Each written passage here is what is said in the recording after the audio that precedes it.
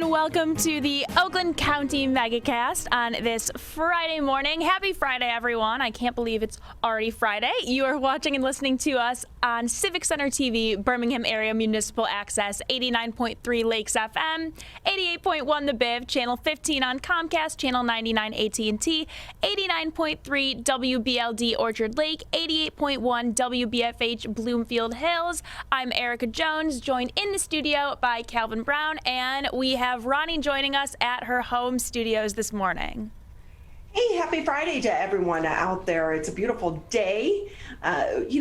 This summer just, it feels different because we've been able to get out and enjoy getting back to events and things, but we've had some awful weather. So this nice stretch of great weather this week has been so refreshing, but get out and enjoy it this weekend because I think storms are going to be moving back into the area.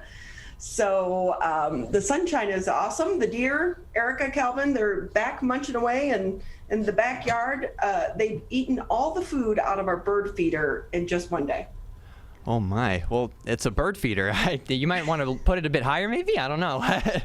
The funny thing with that though, Kel, is when we were putting it up, my husband was like, I think it needs to go higher so the deer can't get to it. I'm like, oh no, that's plenty high. Oh no, they just walk up.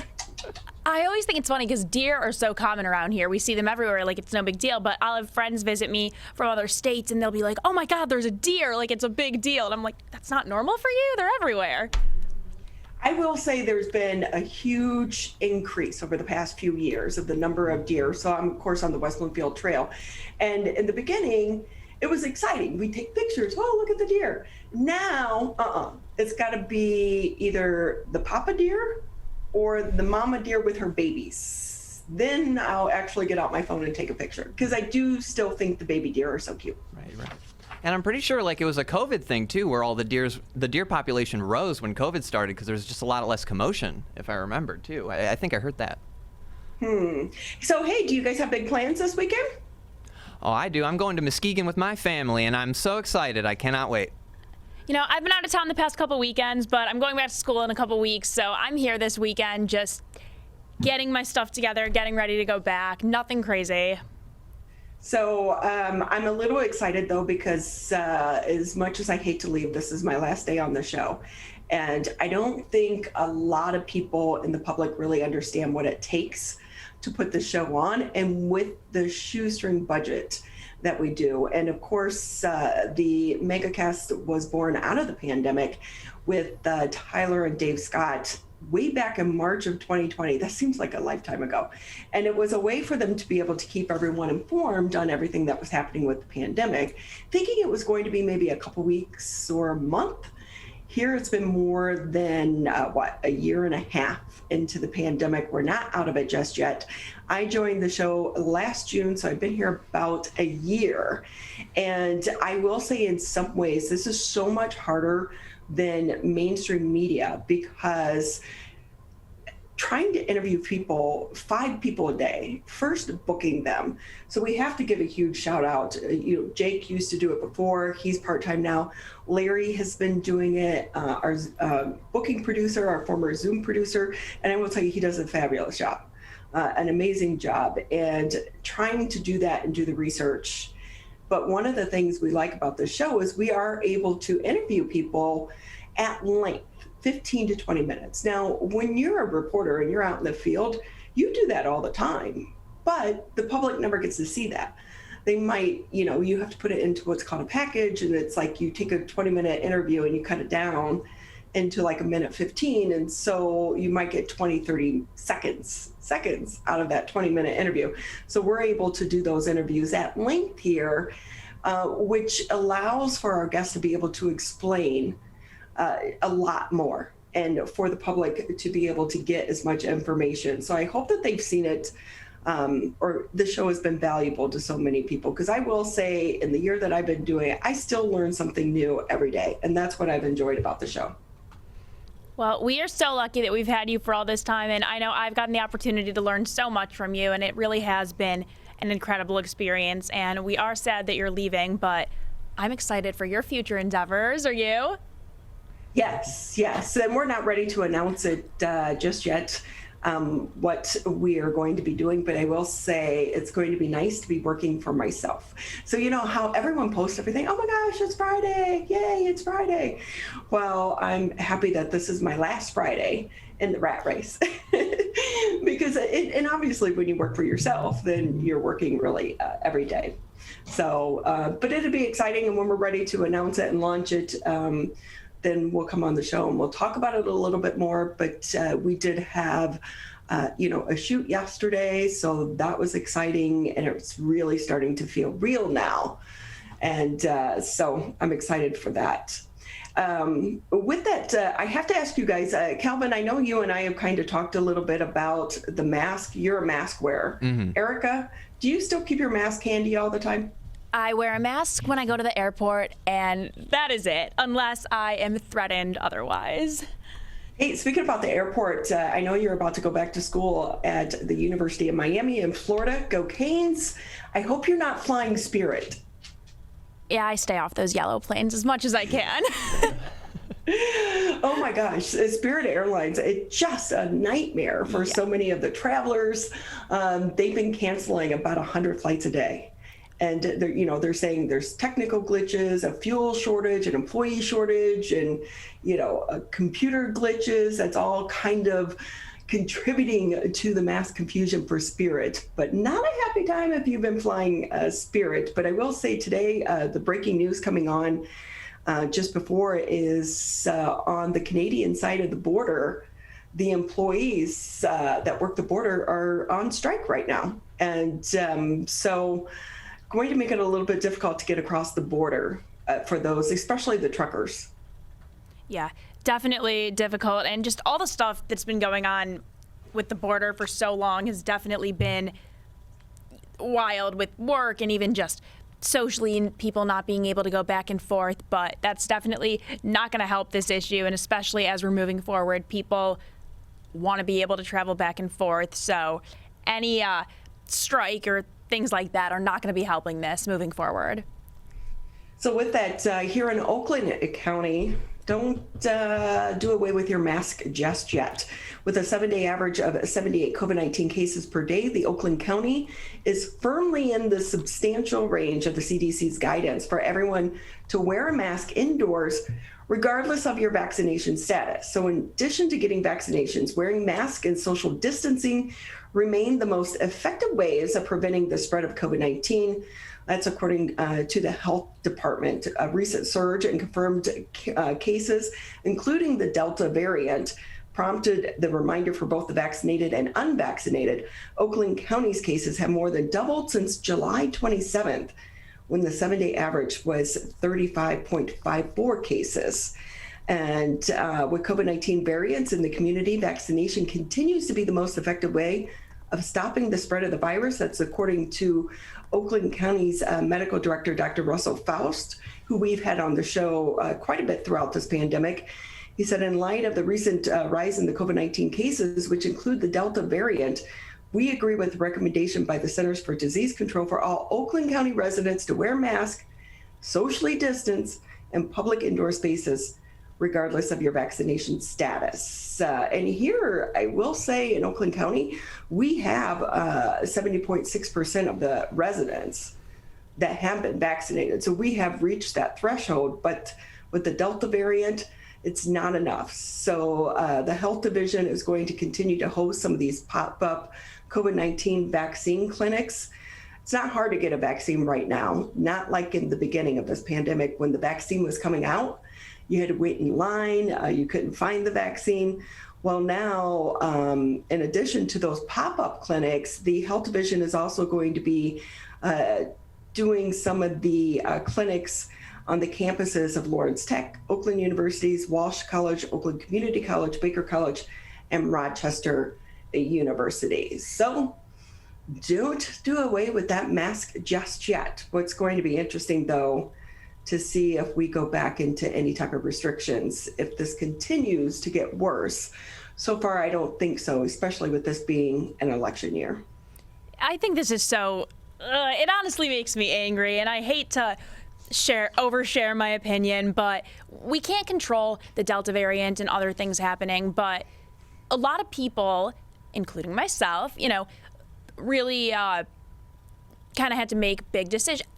Everyone had to make a big decision with deciding whether or not to get vaccinated. And the hope with getting vaccinated, although nothing is confirmed, is that we'll be able to get to a point where we no longer need to wear masks. So now kind of feeling like we're taking a step back and even vaccinated people have to wear masks, to an extent, sometimes makes me feel like, okay, well, then why did I get this vaccine? Which I know I can't feel that way, because that's why we're in this situation in the first place, is from people not getting vaccinated, it seems like. But I don't know. It doesn't sit well with me sometimes, and I'm ready for this to be over. But I know I'm preaching to the choir. We all feel the same way, and it is what it is, right?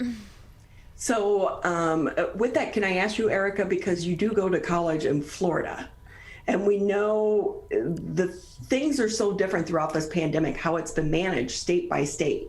And with Florida being a Republican-led state, how has it been different for you and your experiences between Florida and Michigan?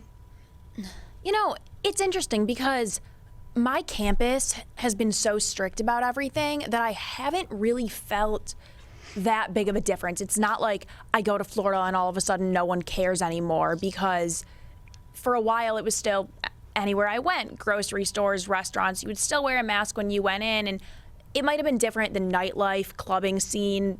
But to be honest, and I'm not just saying this, I really, really stayed away from that. So I guess I didn't engage in activities that would really give me a sense of how different things were. So I might not be the best person to actually speak on this, but I am interested to see how things are when I go back in a couple weeks, for sure. So Calvin, I know that for you, even despite not having to wear a mask, you still do. You just feel comfortable doing so. Yeah. And in fact, actually, I got lunch yesterday, and the only mask I had was one that had a half a tassel broken off, so I couldn't hang it off my ear. So I jerry-rigged it so it could hang off of my glasses. I was like, I'm not going into this building without a mask. Gosh darn it! I really went out of my way. Well, the good thing is masks are in big supply right now. It's very easy to get them. Yeah, I just got stock buying them. Hey, so here's another thing for us to think about. The FDA is expected to recommend boosters for the immunocompromised Americans within weeks. Within the next few weeks, the U.S. Food and Drug Administration is expected to recommend a plan for the immunocompromised Americans to get a COVID-19 booster. That's according to a senior government official familiar with the agency's planning, although they have not made it official yet. It's going to be happening, and the plan is expected by early September, if not sooner. So many Americans have not had high immune responses to the vaccines, the immunocompromised, leaving them vulnerable to the virus even after getting the shot. So the response has been low, especially with transplant recipients, cancer patients, and people on medications that suppress their immune response. Now, last month, experts with the Centers for Disease Control and Prevention Advisory Panel, they were supportive of giving these people a third dose to boost their immunity. So we're going to see, I think this is going to happen probably most likely for those vulnerable first, but then eventually I think everyone is going to be recommended to get that third booster shot, especially for the people who got the J&J shot. Ronnie, I'm not going to lie to you. This makes me nervous. I don't know. I'm not immunocompromised, and I know right now we're only talking about it being for immunocompromised people. Sorry. But like I said, it was definitely a big decision for everyone to get these shots in the first place. So now to be like, okay, time for a third one. I'm curious as to how people are going to react to that, because I can tell you right now, if it was recommended for me, I would be extremely hesitant, just because I don't know, what is this third shot you want to push into my arm? I was already a little nervous about getting the first two. I did. Haven't had any problems, but a third one, I don't know. It makes me nervous. I can't lie. How about you, Calvin? Whatever. I hate getting a shot in my arm as much as the next guy, but I do. I actually just played card games with someone who was immunocompromised, and I guess it was the first time I'd ever interacted with anyone who was immunocompromised. And when I walked in, I was a dummy, and I just didn't have my mask on. And I walked in, and he was like, "Hi," and he had his mask on. I was like, "Oh, I'll go grab my mask. Like, I feel very much for the immunocompromised, and it's kind of weird that they're the first ones to get like the shot or the third dose, the booster, and then possibly bring it on to everyone else. But hey, whatever it takes to make the world safe, I'm doing my part. Confession time here. Did you guys have a fake ID?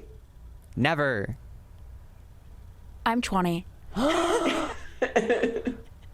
So what Erica is saying, she has one. And I will say, back in the day, I had one as well. But I don't know if you guys have seen this, but they do make fake COVID-19 vaccination cards. But guess what?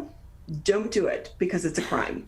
A concern over fake COVID-19 vaccination cards are growing as some cities, universities, and events require proof of your vaccination status or a negative COVID-19 test. So the FBI is issuing a warning for people trying to buy or sell fake cards, reminding people that it is illegal and puts the public's health at risk.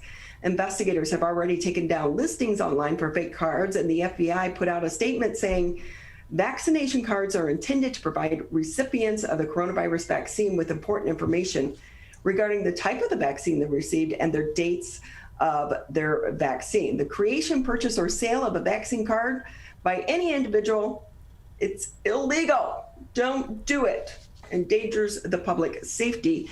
Recently, 2 passengers on a flight to Toronto, they got busted trying to present fake cards. Each person was fined $16,000 and may face legal trouble as well. And because I know some people that have fake driver's license, and a driver's license is so much harder to make, and they look real. Some people are really good at this. A vaccination card is not hard to make. I mean, I'm like a Photoshop, Ronnie, are you trying to tell us you're making fake vaccination cards? Are you confessing something over here? Yeah, and are you selling them, and can I buy one? I mean... No, I have not, and but it's not hard. So this is not surprising whatsoever to me. Yeah, I agree. And I think here's the difference between this and a fake ID. Fake IDs, I don't want to say they're harmless. Okay, they're kind of harmless.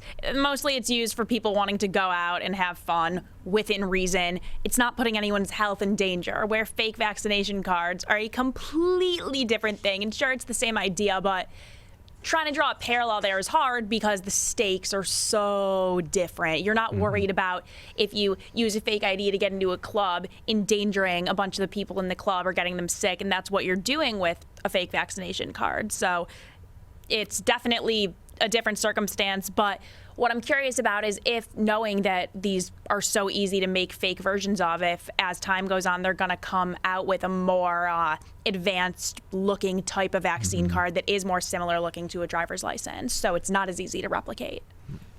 Well, and we do know that other countries, the city of New York, they're coming up with an app and some of these other programs. So I think going forward, just having that vaccine card may not be enough. So we'll have to see, because of course we'd like to think that COVID-19 and the pandemic is in the rearview mirror.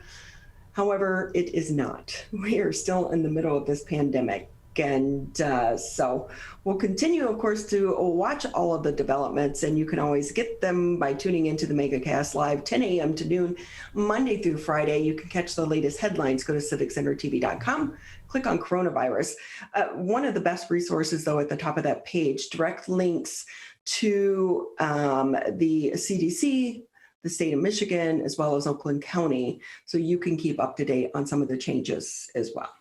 Hey, with that, on this Friday, a lot of people may be cruising, ready for the weekend, but not here on the Megacast. We have a great show ahead for you on the Friday edition of the Megacast. When we come back, we'll be speaking with Geoff Kimmerly with the MHSAA. How are things looking as we prepare to go back to school? And then at 10:40, the blonde mom is going to be with us, giving us some styling tips. And then in the 11 o'clock hour, we'll be talking about the loss of a pet and how to handle that grief, as well as the Michigan Science Center will be joining us, and Avalon Village. That's all coming up on the Friday edition of the Megacast. Here's one more reason to get the COVID-19 vaccine. It's your shot to win.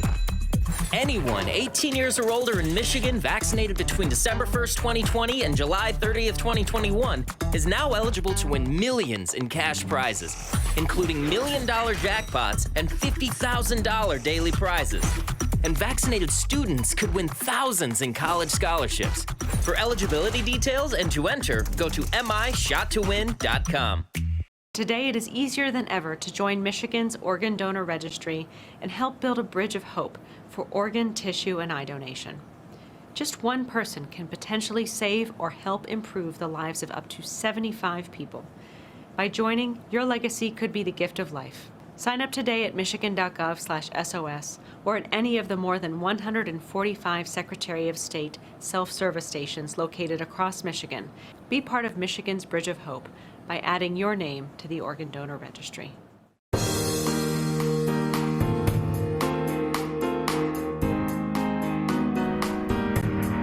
Welcome back to the Oakland County Megacast on this beautiful Friday morning. You're watching and listening to us on Civic Center TV, Birmingham Area Municipal Access, 89.3 Lakes FM and 88.1 FM The Biff, Channel 15 on Comcast, Channel 99 AT&T, 89.3 WBLD Orchard Lake, 88.1 WBFH Bloomfield Hills. So going back to school, wasn't that long ago I was in high school, like I just confessed. I'm only 20 years old, and I somewhat, I guess you could say, played a fall sport. I was a professional JV dance team girl, POMS.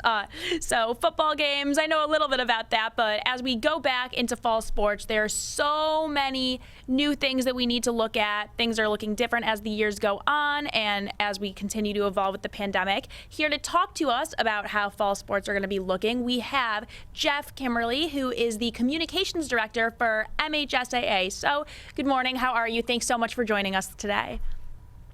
Thanks for having me. Hope you guys are well also. Yes, we are doing great over here. So let's jump into it. What is the plan right now for fall sports?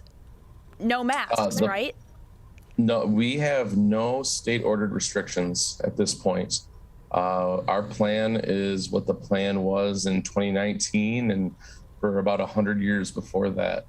Obviously, this doesn't mean that we realize that we have any thought, kind of like what Ronnie said before the break, of the pandemic being gone or us being completely out of this. But we are still at a point where things have fallen at such a thankfully reasonable rate that we are able to start sports on Monday without any state-ordered restrictions. There are some local areas that have put some restrictions into place, specifically for indoor activities. And those go along with what they're doing with their student body as a whole once those students return to school. But from a sports standpoint, especially with most of our sports being outside, we have no masking or testing restrictions at this time. So right now, the plan is just basically to look like as if COVID is non-existent, right? Well, and of course, our schools have learned a lot over the last year and a half about precautions to take as a whole. I don't think you're going to see things like common water sources and things of that nature like you would have seen, for the decades before COVID-19 happened. But at the same time, with keeping with many of the hygiene practices that were put into place last year, that is what we're going with going forward, and we feel pretty confident with that. We feel like hopefully a lot of our athletes and their families have been vaccinated, realizing how much can be lost if you have to miss time because of an infection, either to yourself or potentially taking out an athlete's entire team.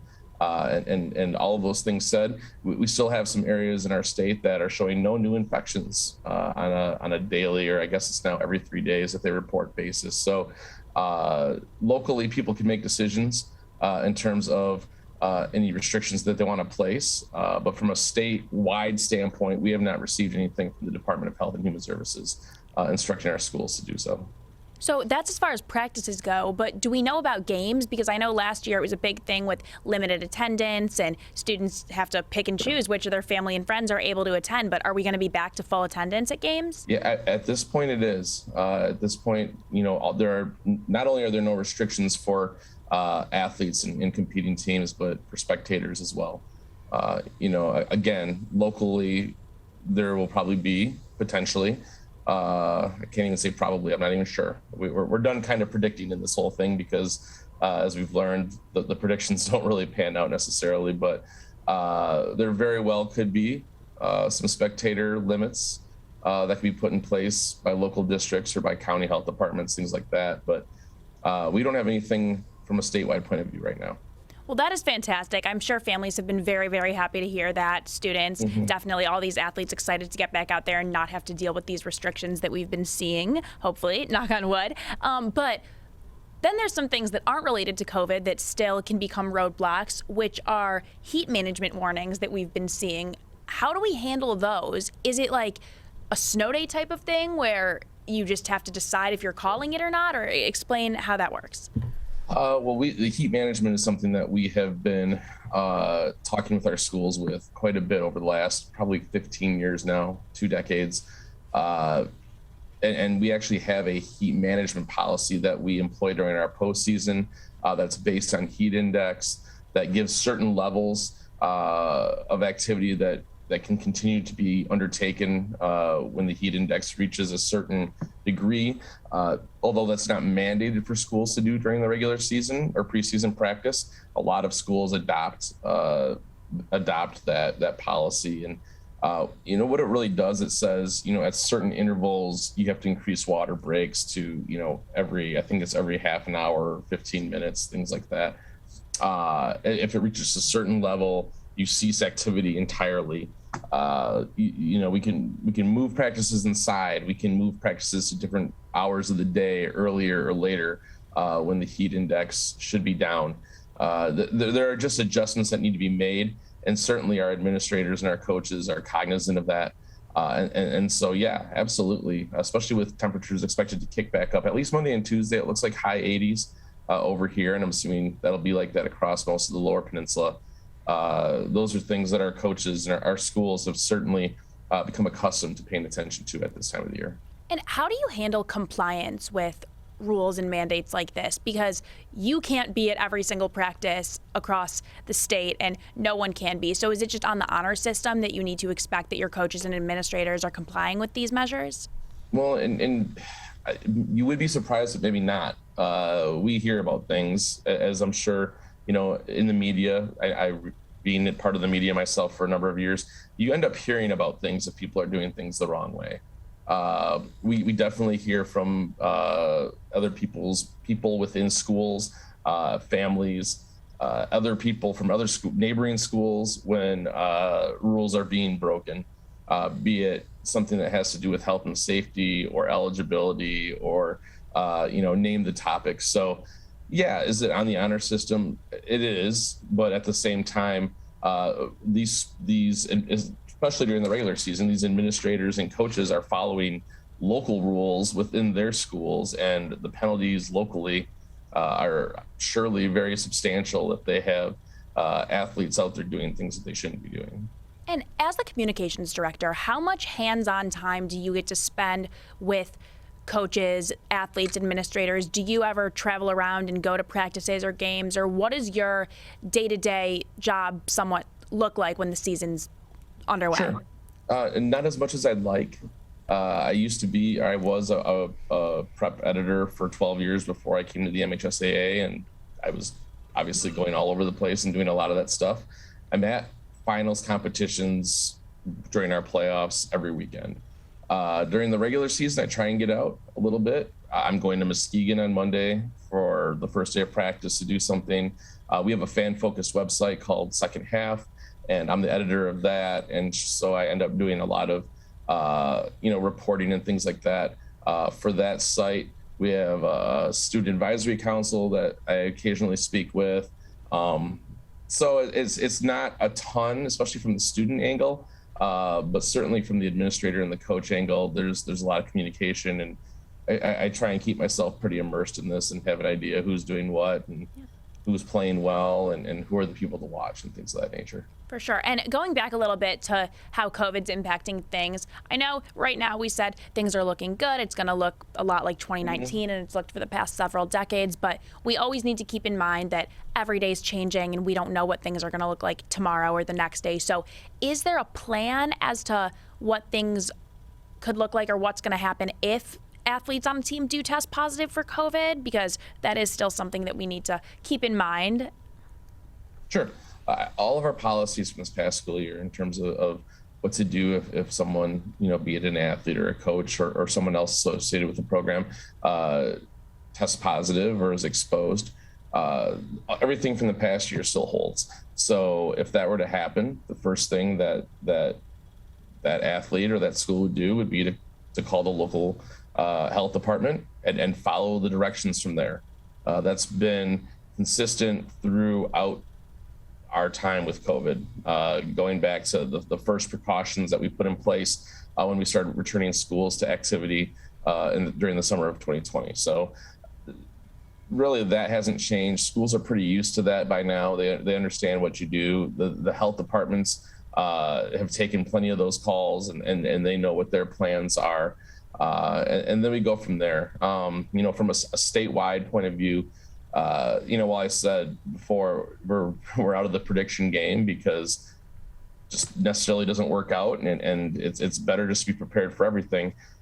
We've gotten pretty good at being prepared for just about everything. I think we've run basically, through every possible scenario over the last 16 months.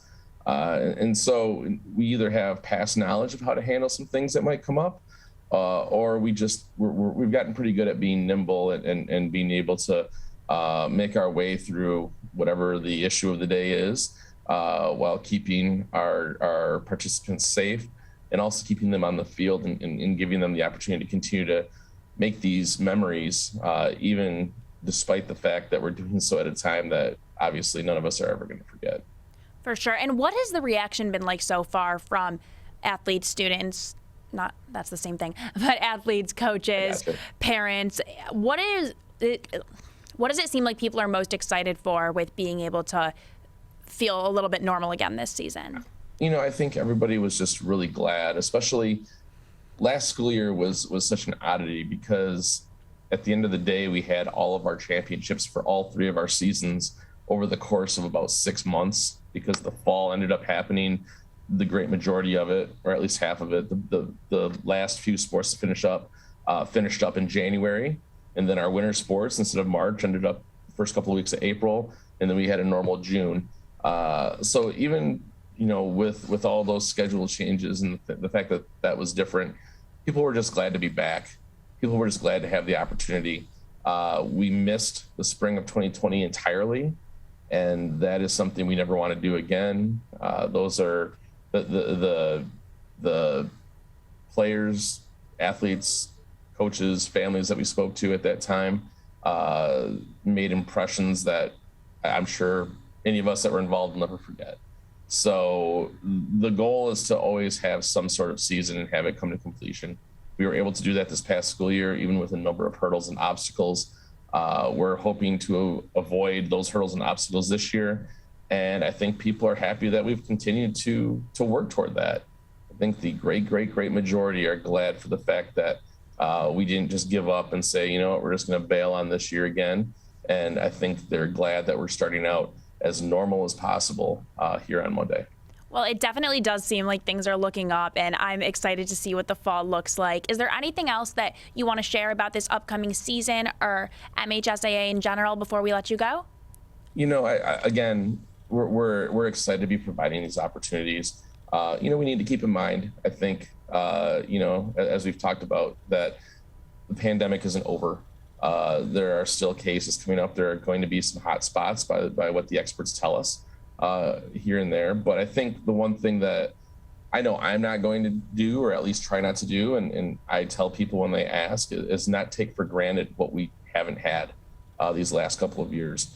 I am grateful for even the most mundane of responsibilities that I get to undertake, especially now that I'm talking about COVID-19 so rarely. Whereas basically that's what I was talking about every day for about a year and a half. So I just, I would wish everybody a great season and remind them to be grateful for the chance to go out there and enjoy it. Could not agree more. I can't tell you how happy I am to have limited conversations about COVID. So thank you so much for joining us. It was great talking. We're going to take a quick break here on the Oakland County Megacast, and we will be right back. How does marijuana affect the teen brain? Our brains are still developing into our 20s. With regular use, marijuana can affect teen brain development. It can affect our brain's circuitry and blood flow and impair thinking, learning, and memory function, which could hold us back from reaching our potential. Don't let marijuana mess with your brain. Get the facts at michigan.gov/drug-free. Who is struggling right now? I am. My son is. Many are struggling with anxiety, depression, and substance use. Before it becomes a crisis, reach out to MyCal, the Michigan Crisis and Access Line for free confidential support 24/7. Available in the Upper Peninsula and Oakland County. Just call or text 1-844-44-MyCal or chat online at michigan.gov/MyCal. A message from the Michigan Department of Health and Human Services. Motorcyclists are hard to see. To keep everyone safer, it's important to always look for them and know where most crashes occur. 84% of motorcycle and vehicle crashes happen on streets, not highways. And most crashes with motorcyclists occur when vehicle drivers are turning left. So before turning, especially to the left, make sure you look for motorcyclists. Then look again. It could save a life.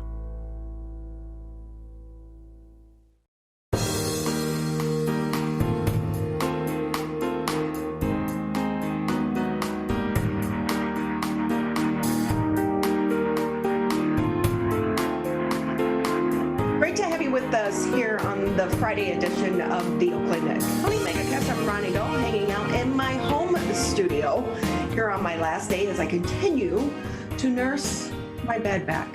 It went out over a week ago, and it's still a struggle to get around. So I am hanging out at home, and I will say, I was remote for probably 3 or 4 months, and I liked it because guess what? I'm wearing shorts and slippers right now. The only thing I have to worry about is the top half.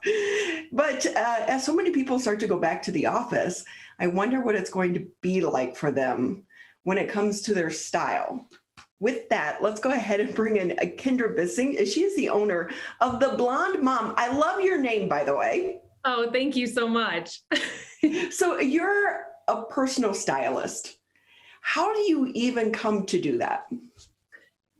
I really just fell into it. It wasn't even something that I was trained for. I had a past life in event design, and when I started having children, I found that I really loved getting ready in the morning.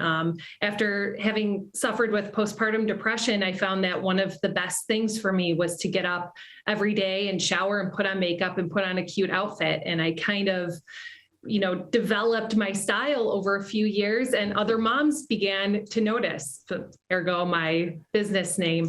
I found that there was kind of a niche market for helping moms find their style and a way to empower themselves at home.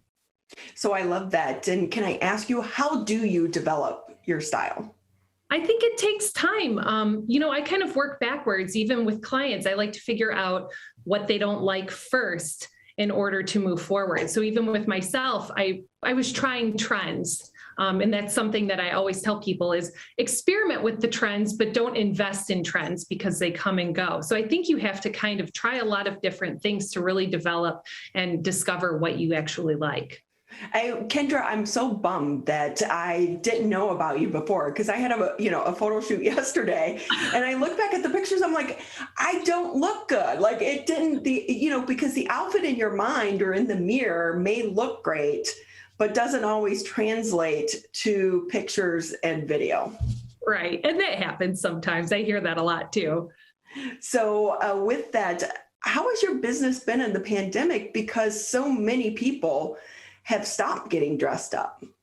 They have, and a lot have top fatigue, right? So I actually did a bunch of mini sessions. I think I had 18 or 19 ladies that came and just tried on only tops for 30 minutes and bought all new tops because we're so sick of what we're wearing on top, right?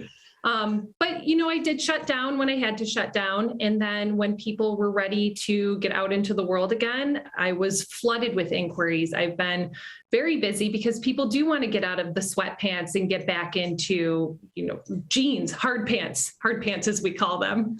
It really is amazing to me, though, how this pandemic has changed, I think, the way we're going to live from here on out, because I wonder about all the people going back into the office. Yes. And are they going to be back to dressing up, or will a lot of offices allow them to do a hybrid situation, just like the work environment? Right. Well, and I have seen a shift in professional wear from, super business professional to now more business casual, and more people are wearing jeans or a legging with a tunic and a blazer on top. So we have shifted a little bit. It is a little bit more casual, but people still want to feel polished. And there is something to say about being professionally dressed in a professional setting and what that does to your mindset as a business person. Kendra Bissig with us here on the Megacast. She's the owner of the Blonde Mom. She's a boutique personal stylist. And when it comes to picking out new clothes, because it can get expensive and the trends seem to change all the time, do you recommend people do some of the secondhand apps that are really popular, like Poshmark? Some of those are great apps to try. I do like Poshmark. I like selling on Poshmark. I think that's a great place that if you are auditing your own closet and going through things and want to sell some things and make money to buy new stuff, that is a great vehicle for that. For trying trends secondhand, a lot of them, it's a final sale. So I really love the Real because it's online consignment, and they have, I think, a 14-day return policy. So you can try it on and send back what doesn't work. And then there are so many local consignment retailers that you can go and actually physically try things on, just to make sure that you're not making that investment and you'll be able to return something in case it doesn't work out for you. Yeah, I don't know how many things I have gotten off of Poshmark and then it didn't work. So now I try to resell it right back on the same site you just bought it from. But with that, when we talk about consignment shops, have they grown in popularity over the last few years, or do they still shy away from them? No, I think they've absolutely grown. And I think with the influx of social media channels and TikTok and Instagram, and them being able to physically show their product in a video format and people wearing it, I think that has helped them grow. And also, the millennial generation and Gen Z, they love it. It's green shopping. It's good for the earth, and it's great for everybody, truly. So it's really about how you sell it. As well, and it's not just for Halloween. You always go to, like, we have a Salvation Army around the corner. You always hit up the Salvation Army around Halloween for costumes. But I think people would be surprised. There are times they have brand new items in there from department stores that are just offloading it. All the time. And I wouldn't discount using a rental service either, like Rent the Runway or Newly or Express. I mean, a lot of these companies now, Banana Republic, I think, has one. They're renting out current items too. So you can experiment with different styles affordably that way as well. And it's also another green way to shop. Oh, so you're listing off a bunch I haven't even heard of before. And so with that, can you give us, what are your top 3 favorites? Oh, top 3 favorites. I'm using Newly right now. That's Nuuly. That is the family of brands from Anthropologie, Free People, and Urban Outfitters.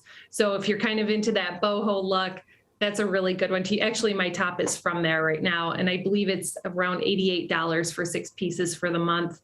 Express, that's a retailer that everybody knows, and they keep their stuff current. Ann Taylor's doing it. I haven't tried Ann Taylor yet, but that's one I'm interested in. Gwynnie B is one that's more size inclusive. I believe they go up to 24 plus.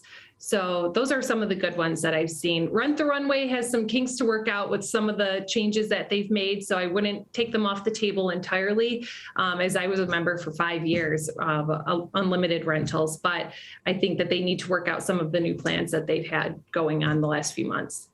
So you mentioned social media. For you and your business, how important has social media been, especially through the pandemic? Oh, tremendously important. That is the way that I connect with my audience. I think a lot of people, when they hear about what my services are, they don't really understand it, and they need to follow me and kind of see what I am about for a little while before they're comfortable making that investment. So it's been a great way for me to just connect personally with other people in the area. So I think it's been my number one driver of referrals. I know that speaking with some of the other businesses, especially those that maybe weren't so social media savvy prior to the pandemic, it's been a learning curve for them, because it's not just about posting, it's about building a brand and being authentic. Right. So how do you take that and make it come across on the pages? Well, I found that the biggest thing for me is just being responsive. So anytime I post anything, I respond to every single comment on every single video, every single picture that's posted. If I have stories on Instagram last for 24 hours, anytime somebody replies, I at least try to acknowledge, respond to them in some fashion that I've seen and acknowledge them contacting me. And I think that's the most important thing, is making people feel like they're seen and that they're welcome in your space.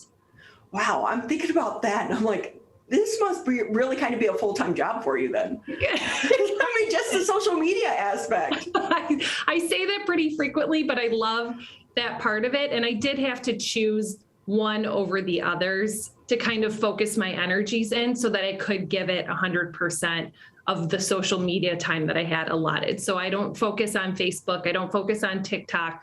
I strictly focus on Instagram and my community that I'm building there. And so with that, where do you anticipate this business going for you? Oh, that's a great question. I think I just take it day by day. It's ever evolving. I started doing the original mini sessions the last 3 years, and that's kind of taken off. I just want to help empower women and men alike to just find what makes them feel good. And as long as I am in that space and creating that environment for each client, I think that wherever this takes me, I'm just going to follow it. So prior to this, I mean, when we think a personal stylist, we think it's for the rich and famous. Right. Who should get a personal stylist? Everyone should get a personal stylist. I mean, even just to have somebody in your closet to put the outfits together for you. The reason why I started this was because of that very reason. Although I was helping other moms that I kind of knew in my own little circle, I was also finding that, wow, it's really expensive to hire a personal stylist independently. And even if I go to a department store, they're going to pull all of these full priced items for me. And I don't know that I can really afford to pay for that. At the time, I was a stay-at-home mom. I had 2 little girls. We're living on one income. So I wanted to set out to give an affordable experience. So you literally pay a fee for my service, but then you pay whatever you're comfortable paying for your clothes. You don't have to spend a minimum with me. It is, if I paid $14 for this top, you're going to pay $14 for this top. And I like to find, I bargain dig though. Like I'm the one in Nordstrom Rack for 4 hours and then standing in line for another hour because I found like a $90 Veronica beard blazer that was $800 before. So I think that there is an affordable way to do it. It's just finding the people that can help you get there. And I also wonder, because I think about my closet and I have them in 2 rooms and it's just packed with stuff. And I did go through and edit and I have stuff in bins that I need to get rid of, but it's still overpacked. And I feel like sometimes we don't buy the right things. Right. So how can people edit their closet and make sure that it continues that way as well and get the most out of their wardrobe? Oh gosh. And we so fall into this trap of buying things because we're in a pinch. We've got a party this weekend, or we have a dinner tonight and we have to like get something quick. And then we buy it and then we wear it that one time and then it just sits in our closet. And then we feel bad about getting rid of it because we've already spent the money on it. We're like, oh, how do I wear this again? So I think it's hard to go through that first audit, because we're emotionally tied to a lot of the things that we've purchased because of where we wore it or how we wore it or who we were with when we wore it.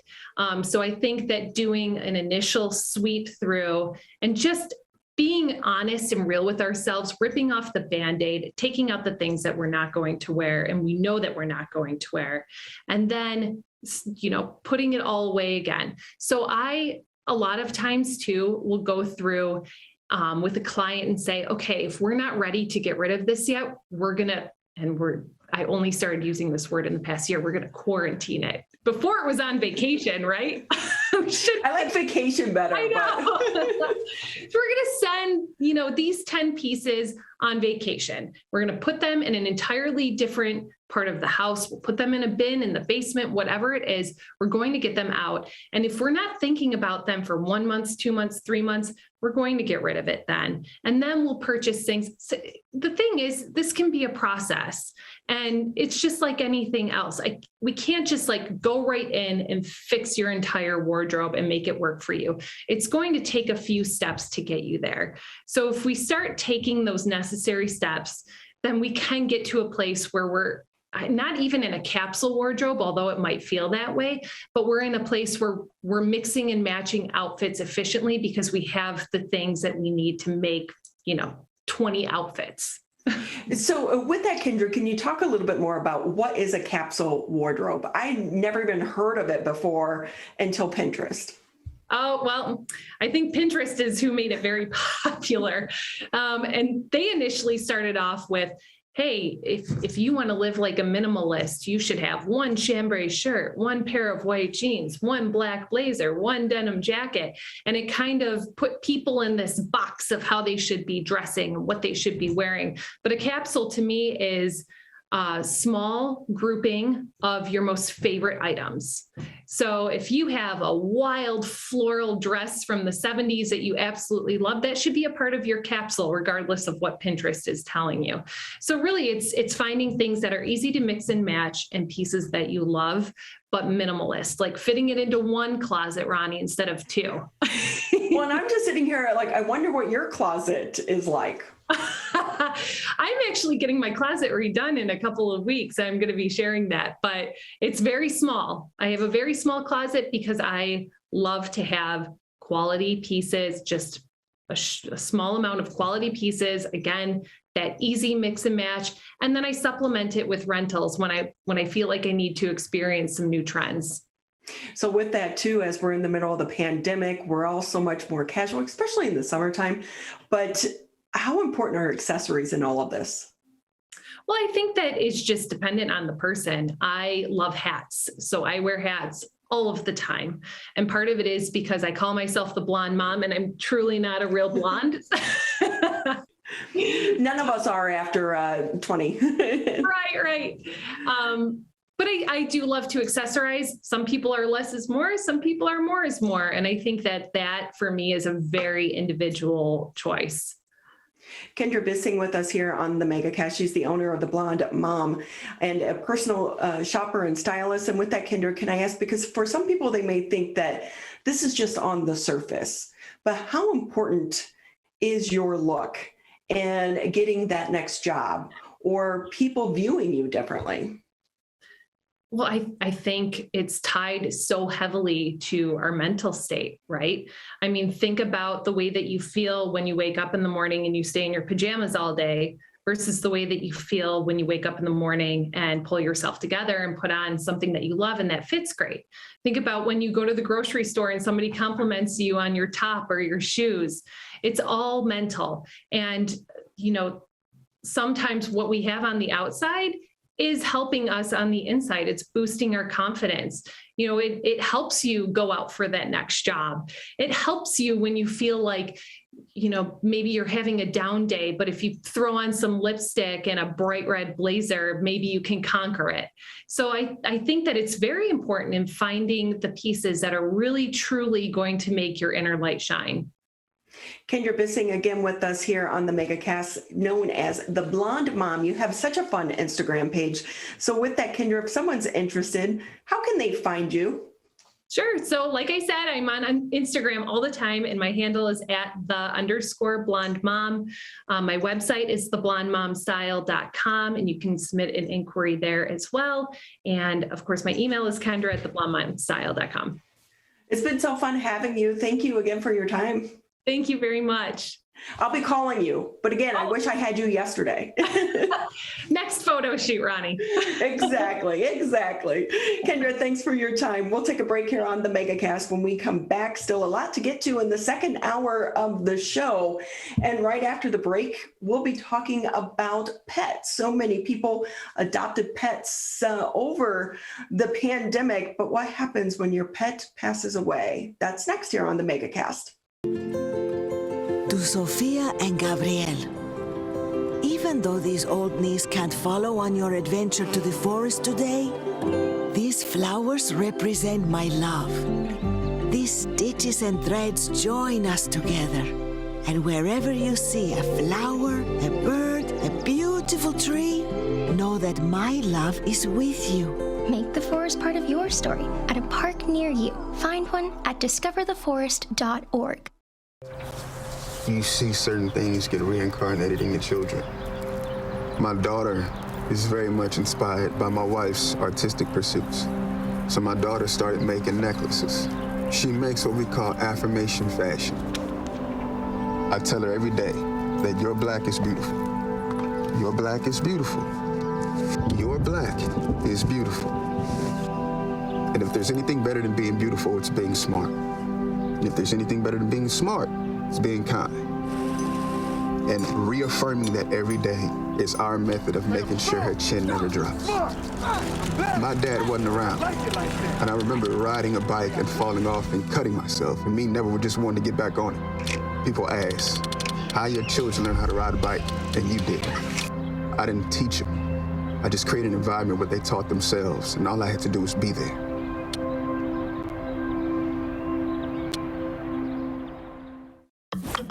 Here's one more reason to get the COVID-19 vaccine. It's your shot to win. Anyone 18 years or older in Michigan vaccinated between December 1st, 2020 and July 30th, 2021 is now eligible to win millions in cash prizes, including $1 million jackpots and $50,000 daily prizes. And vaccinated students could win thousands in college scholarships. For eligibility details and to enter, go to mishottowin.com. Can I ask you a question? Why did you get your kids vaccinated? It was hard for them to social distance, to be isolated from their friends. I want them to get back to school and sports games. So as a pediatrician, I recommend the vaccine to everyone I know. The boys lost a former teammate and classmate who was only 20 years old. It's been a devastating year. We want to get back to normalcy. Our daughter is really looking forward to being with her friends, being a kid.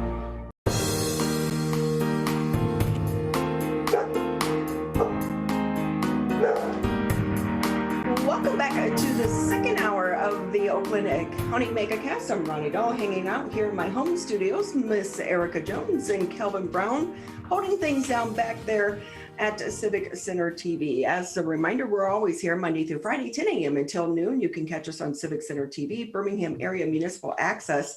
If you have cable, we want to say thank you for tuning in to the Megacast. You can catch us on Channel 15 on Comcast, 99 on AT&T. And then also listen to us, 89.3 Lakes FM, 88.1 FM The Biff. And so Trixie Dixie is barking like a mad doggy because the doorbell just rang.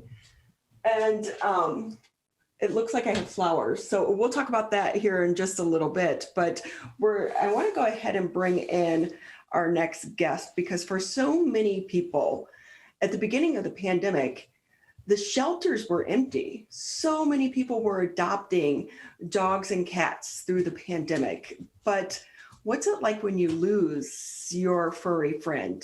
It can be a devastating time.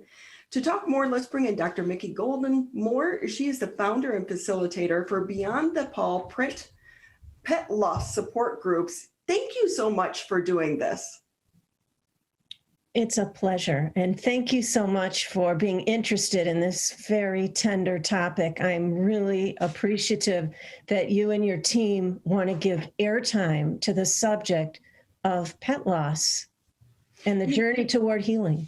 And I love that you just said that, a journey towards healing. And can you talk a little bit more? How did you even start this? Well, it is such an unusual turn of events that led me to form Beyond the Paw Print. I was in the midst of a follow-up graduate program in hospice and palliative care and bereavement studies at Madonna University. And I went there to understand my own grief from the loss of both my parents. I was inconsolable. And I learned about this program at Madonna University, and I said, nothing else has helped, but I've always been a student and a graduate student, and I think maybe it would help me to better understand grief if I went into the scholarly research on this subject. And I went into that program with those objectives. While in the midst of this 2-year program, both my cats, Pablo and Nellie, went from curative to palliative care in their own health struggles and maladies. So I thought, how timely is this? I'm in the midst of this program about human loss and the life cycle that we all have to confront. And now my animals are I'm looking at the mortality, upcoming mortality of my own animals and best friends, particularly Pablo. And then they died exactly 1 month from each other in the middle of the night, rushing to an emergency room vet. And I got, as many other pet owners get, a paw print and a bill, which is expected, but the paw print wasn't. But beyond the paw print, there was no support. And this was back in March of 2008. And I went back to my classes the following week, and I met with my professor, and I said, there is no support. People are ridiculing my loss. People are laughing at my loss. People are telling me, you're crazy. Just go get another animal. There's plenty at the shelters. And so as we're discussing this in school at Madonna, my professor said, Mickey, there's a whole body of research on pet loss grief. And I said, oh my goodness, I'm going to dive in. So I changed the entire direction of my research to pet loss grief. And I started to look for pet loss support groups. I couldn't find any except at Michigan State University up in Lansing. And that was it. And so for about a year, I researched the subject. I went to human support group sessions. I interviewed authors on grief, and I went back to my professor. I said, okay, I've done all this research. I've met and interviewed all kinds of people. I still can't find a pet loss support group that I can attend. And I've learned not to mention pet loss grief when I've gone to human support group sessions. She said, Mickey, I don't think you can see it, but in your search to find support and research your heart out on this subject, you are going to be the one to provide it. And I want you to start imagining yourself as someone who can do that. And that's how it began. And on March the 9th, 2009 was the first meeting of Beyond the Paw Print. And from that very first meeting, the room was full. And I couldn't believe it. And I was crying before I stood up to speak, because I couldn't believe that there were people who showed up and that there was this community being formed. And at the end of the evening, people stood in line to say, thank you for having this venue where I can share my feelings of loss, my stories about my animal, and the lessons that I'm learning through my grief. This is going to help me in my journey toward healing. And you've got to continue this. And I thought, I never imagined it would go past the first meeting. I didn't know that anyone would show up. My husband had all our friends come because he didn't think anyone would show up. So they quietly left as the room started to fill. And after that first meeting, I said, one day I'm going to write a book about these stories. People need to know that this is a valid form of grief, that it needs to be acknowledged, validated. Well, what a beautiful legacy that you are leaving behind for your beloved cats, and losing them so close together is so devastating. And I know that your book is Tales from Beyond the Paw Print. I was able to read it last night, and beautiful stories, because, you know, especially so many of us, we call them our fur children. And, you know, Dr. Moore, I don't know about you, but for us, we don't have two-legged babies. We've had four-legged babies. And in January 2020, we lost our Cocker Spaniel, Katie.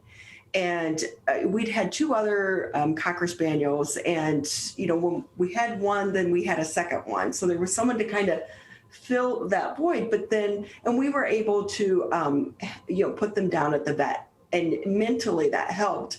But when Katie passed away, it was here at the house, and it was so hard. And she had a great life. She was, you know, 15 and a rescue dog. She was a breeder dog. But it's still, you have such grief. And in some ways, it can be more devastating than losing a loved one, a person, because of that day-to-day life that your pet it relies on you for. You have to get up. You have to take them for a walk. You have to feed them. And when that's gone, it is such a void. It absolutely is. And just yesterday, someone emailed and asked if I could talk with them, a newcomer reaching out for help. And this is exactly what he said. And he said, I bet you've heard this so many times, but the grief I'm experiencing over the death of my dog is more profound than the grief I've experienced around human loved ones.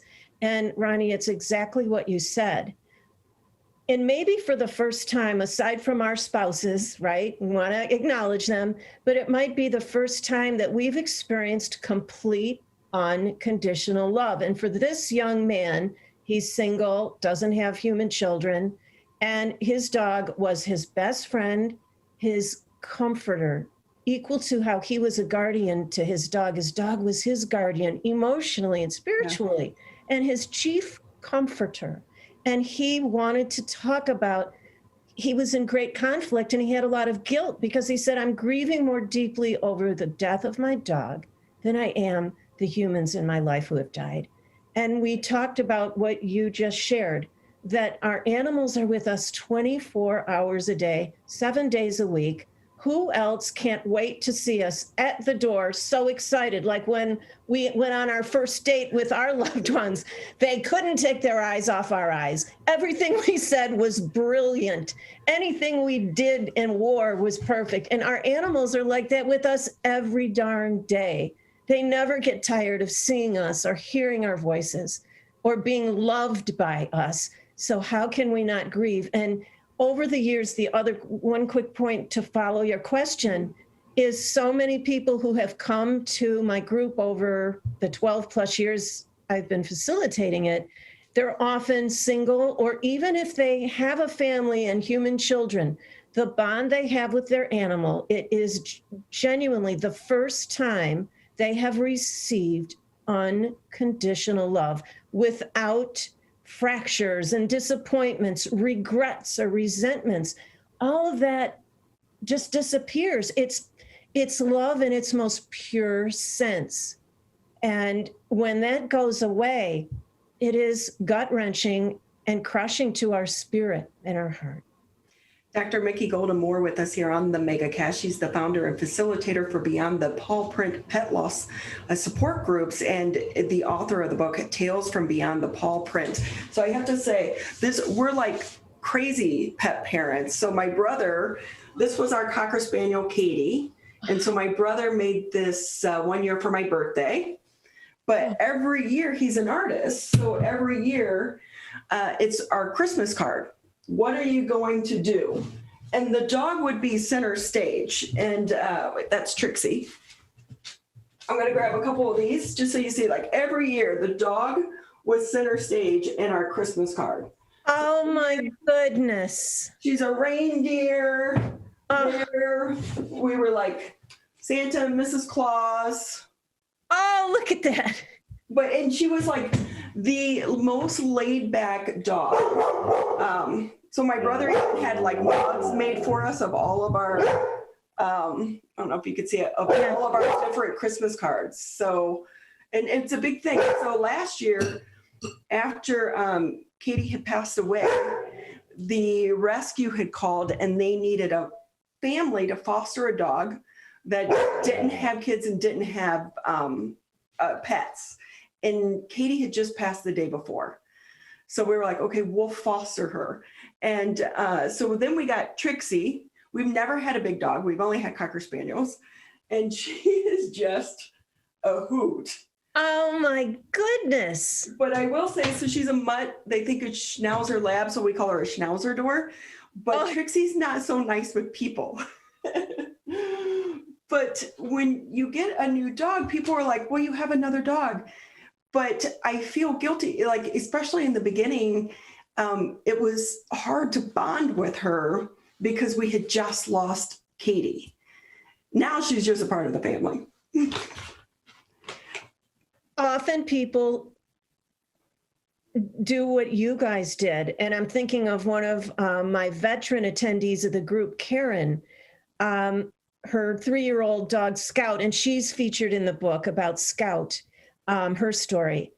On the way to the vet hospital after her 3-year-old Scout was hit by a car, and the news was very grim, and he ended up dying before she got there, she said she was already planning to get another dog, and she wasn't worried about comparing. She knew she'd grieve. She wasn't minimizing their relationship or his place in her heart. She knew she needed to feel a presence of a creature in her home. And she felt in honor of his life, she wanted to rescue another animal. Yeah. And so she did. So, and then other people bring up Mickey. I feel like I'm going to compare one to the other, and I don't want to do that, so I'm going to wait. And I said, I wish we could remove the word compare, because every day, all day long, we all compare. We compare, oh, gee, this breakfast wasn't as good as the one I made yesterday. Oh, my lawn looks better than their lawn. Oh, I like my sister today better than my brother. We compare constantly. Or yesterday was a prettier day than today. I think it's okay. And if we say to ourselves, it's okay. It's okay if I compare. Acknowledge it, acknowledge the feeling, and let it go, and just get acquainted with our new companion and get to know their unique personality attributes, and just allow yourself. This isn't Pablo, my best friend and soulmate, but I've never expected to have another relationship like I did with that animal. It was unique, and I don't expect to have it. So I do compare when I've adopted new animals over the years, but I let it go because I say, I don't expect to have another Pablo, nor do I want to, because he was my one and only. He rescued me and he saved my life. Do you know what I'm saying? And so I bring in new animals understanding that. And so I try to reassure people who come through the group who really are lonely and they want to rescue another animal. They want to save a life and give a beautiful home to another animal. But that idea of comparing holds them back. So that is some of the ways I respond to them. I love that you have the support group, because some people get it when you say that you just lost a pet. Others are like, so? And so to be able to have that support group, because I do know friends too, that they were so devastated at the loss of their pet and that heartbreak that they don't get another one. because of experiencing that grief. So it's great to have a support group such as this one. How can people join the support group? Can I just quickly respond to what you said? Oh, absolutely. Because I want to share when you talked about your brother and all the things he did for you, he's acknowledging the life of Katie and her death, and he's honoring, validating, and acknowledging it with all those actions he took. His actions lifted you and supported you. And that's what's missing for so many people. And that's why they seek out the group. And so the group is called Beyond the Paw Print, and people can go to my website to learn about the meetings, to learn about how they can get the book on Amazon or order it from the website. It'll take you to Amazon. So beyondthepawprint.com will tell people all about the monthly meetings, which are always the second Monday of every month at 6:30 p.m. to 8:30. But all the details are on the website, so that no one has to write down what I've just said. And we also have a Facebook group called Beyond the Paw Print Pet Loss Support Group on Facebook. I've got about just shy of 1,000 members. And so people who it isn't convenient for them or they're not able to come to that meeting, they can go to the Facebook group, share their stories, share pictures, and then 40 or 50 people will respond if they feel touched by the story, and they get a tremendous support in that way. So with that, are you holding the support groups in person right now? No. Pandemic? Oh, okay. No. As a chaplain at St. Joe's Mercy Oakland Hospital, right away, we were getting emails and changes in everything we were doing at the hospital. And so the last meeting that was held in person was in February of 2020. And so I went right into Zoom mode. And we've been on Zoom ever since. And I think we're going to stay on Zoom indefinitely to protect each other. And the great thing about being on Zoom is I've had people from all over the United States join the meetings, which they wouldn't be able to do if I were only in person. Yeah. So I am oversubscribed every month. So I ask people to, I'll hold their place for the following month, but I'll do one-on-one telephone counseling in the interim because I never want anyone to feel they're alone and that there isn't someone who cares or wants to listen and support them. And I do this all free of charge. This has been my mission from the beginning, to support people who might be grieving and they're in isolation and alone.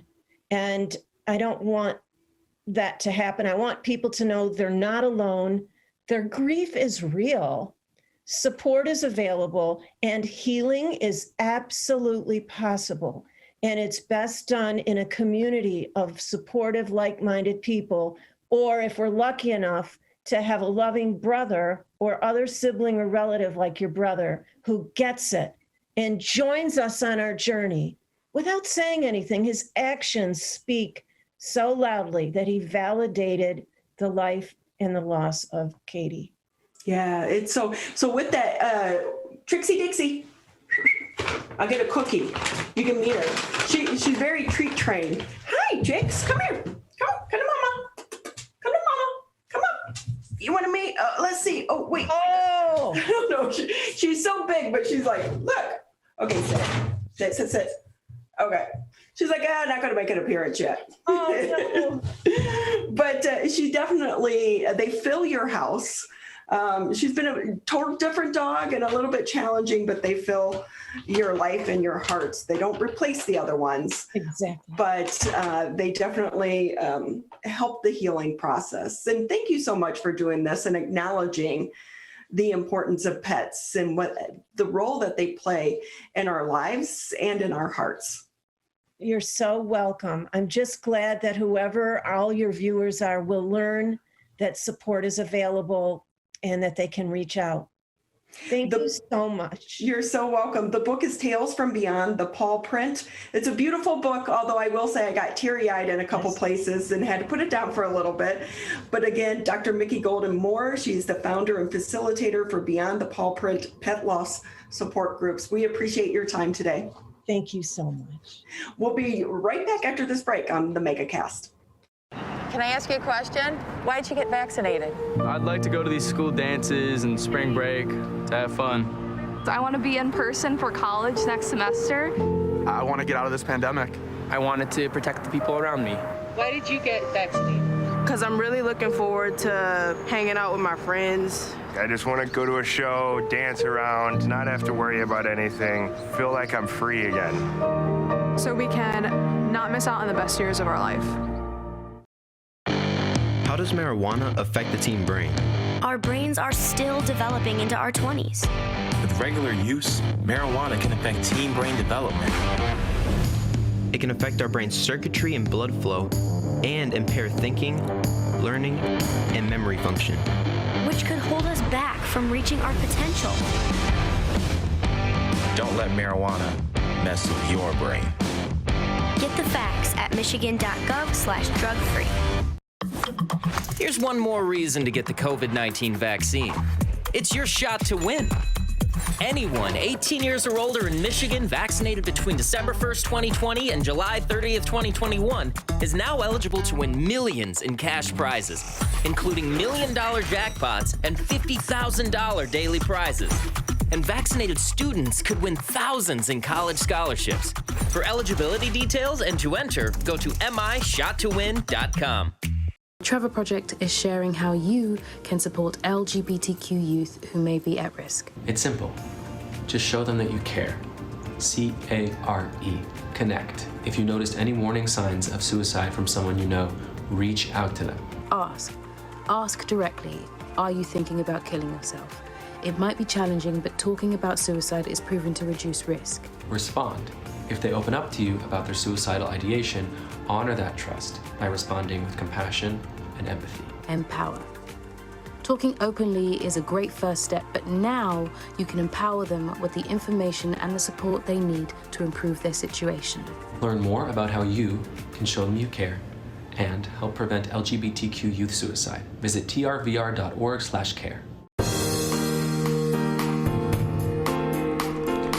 Welcome back to the Oakland County Megacast. You're watching and listening to us on Civic Center TV, Birmingham Area Municipal Access, 89.3 Lakes FM, 88.1 FM The Biff, Channel 15 on Comcast, Channel 99 AT&T, 89.3 WBLD Orchard Lake, 88.1 WBFH Bloomfield Hills. And I know Ronnie mentioned in our last interview that she had a special delivery on her porch. That is from Dave and Kevin and our entire team over here at Civic Center TV, just for your continued support and being with us and working hard every day throughout the past year on the Megacast. So Ronnie, we are so thankful that we've had you and we're going to miss you a lot. So enjoy.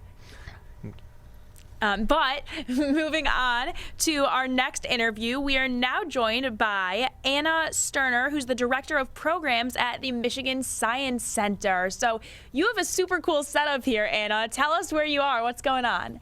I am standing in the Michigan Science Center's Echo Distance Learning Studio. So we're here with our green screen behind us so you can see my fun science background. This is where we do all of our virtual programs, including what we're going to talk about today, which is some sports science. Yes, so the Summer Olympics is very exciting, something that's been going on in Tokyo. And you, like you said, we're going to talk about that and the science that goes into those sports. So you have a demonstration that you're going to do for us. You seem to be set up, so do we want to get right into that? Yeah, I've actually got a couple demos to talk about because I really love the Summer Olympics. I know we missed it last year, so it's pretty exciting that it did get to happen this year. I know that I've been staying up pretty late every night getting to watch it because it's really amazing kind of the feats that these athletes are able to accomplish. So I want to talk about some science concepts that go into some different Olympic sports. So the first one I have to show off is a really simple toy. We actually sell this toy in the Michigan Science Center gift shop. This is a gyroscope. And a gyroscope sounds very scientific, but this is actually going to help us to explain a really important concept that has to do with anything that spins. So I can think of tons of sports where there is either a person or an object that is spinning, and anything that spins has what we call angular momentum. So momentum basically means that an object in motion will stay in motion unless acted on by an outside force, or an object at rest will stay at rest unless acted on by an outside force. We've heard that before, but I want to show how it applies to some different types of sports. Specifically, I'm going to tie this one to cycling. So our gyroscope here is really simple. It's just a metal disc on kind of a frame with a crank on it. So when I turn the crank, that metal disc starts to spin, and I can actually set my gyroscope down, and you'll notice that it doesn't fall over. It actually stays completely upright. So momentum means, right, that since this object is in motion right now, it wants to stay in motion. It wants to keep spinning. It wants to stay exactly how it is unless an outside force tells it to stop. Now, of course, we live here on Earth where there's all sorts of outside forces that maybe we can't even see acting on our gyroscope right now. One of those is gravity. The other is friction. So it's not a perfect system. So over time, this gyroscope will eventually fall down. But for the most part, this gyroscope will stay balanced for a pretty long time. We said this relates to bicycles, right, or a bike wheel, because those spin around in a circle just like this. We might think that the athlete, the rider of those bicycles, is actually doing all the work, keeping the bike exactly upright. But that's really not the case. Bicycles are really well designed that unless an outside force tells them to stop, unless they maybe hit an obstacle or turn their wheel, the bike actually stays balanced almost completely on its own. So I wanted to dispel the myth that athletes are actually not scientists or even particularly mathematicians, because we've been posting a series of posts on our social media channels. So if you don't follow the Michigan Science Center on Facebook or Instagram, I definitely recommend checking it out, because we've been talking about other ways that sports and science actually go hand in hand, that these athletes actually do science and do math anytime they play their sport.